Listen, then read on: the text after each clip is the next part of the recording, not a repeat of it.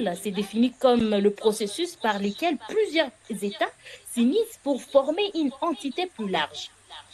Mesdames et messieurs, en 5 points, le gouvernement réexamine l'appartenance de la République démocratique du Congo à l'EAC.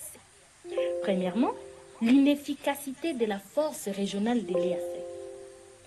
Malgré le déploiement d'une force régionale, les groupes armés continuent de se multiplier et cela soulève des questions quant à l'efficacité de cette force et sa capacité à assurer la sécurité de la population civile.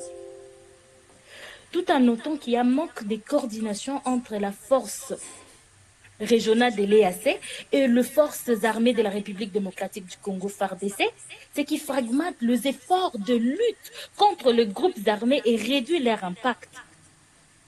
Mesdames et messieurs, il y a risque de militarisation du conflit.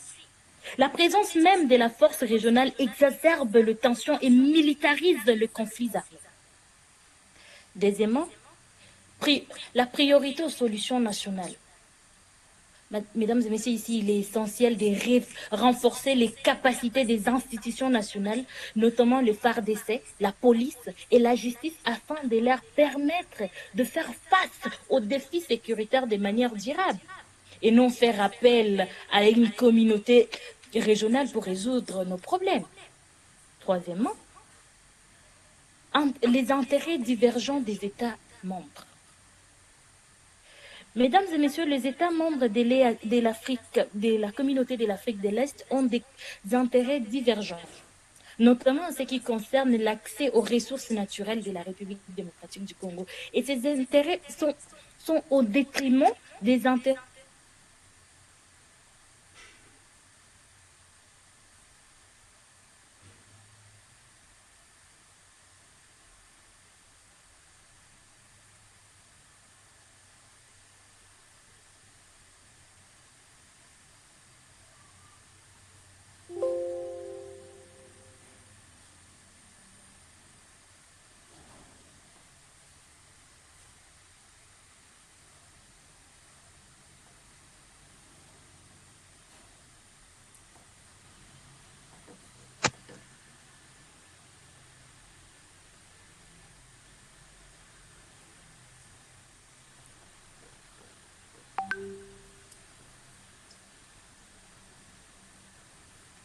Nous nous excusons pour ces légers problèmes techniques.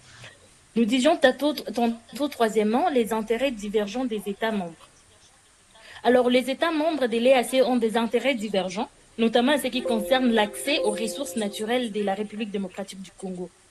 Et ces intérêts sont au détriment des intérêts des Congolais. Et quatrièmement, il est important de revoir l'impact économique et social de l'appartenance de la République démocratique du Congo à l'EAC.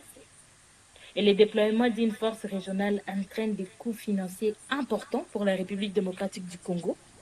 Et ces ressources pourraient être utilisées pour financer des programmes de développement plus urgents, tels que la santé, l'éducation et les infrastructures, et éviter de militariser encore une fois des conflits déjà très militarisés. Cinquièmement et finalement, la souveraineté.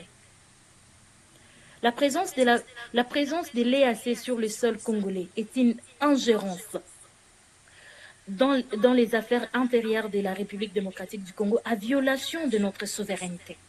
Ce qui suscite du ressentiment et fragilise le sentiment d'unité nationale. Les enjeux sécuritaires nationaux de la République démocratique du Congo se voient être multipliés négativement par cette violation de notre souveraineté. Chaque État est souverain. Mesdames et messieurs, les enjeux complexes liés à l'appartenance de la République démocratique du Congo à l'EAC soulèvent des questions fondamentales quant à notre souveraineté, notre sécurité et notre capacité à définir nos propres priorités. Face à ces défis, nous croyons qu'il est de notre devoir des citoyens et des dirigeants de procéder à un réexamen approfondi alors de notre appartenance à l'EAC. Il est temps de mener une réflexion collective et inclusive sur les inconvénients de cette appartenance. en tenant compte, bien sûr, des aspirations de notre peuple et des réalités de notre pays.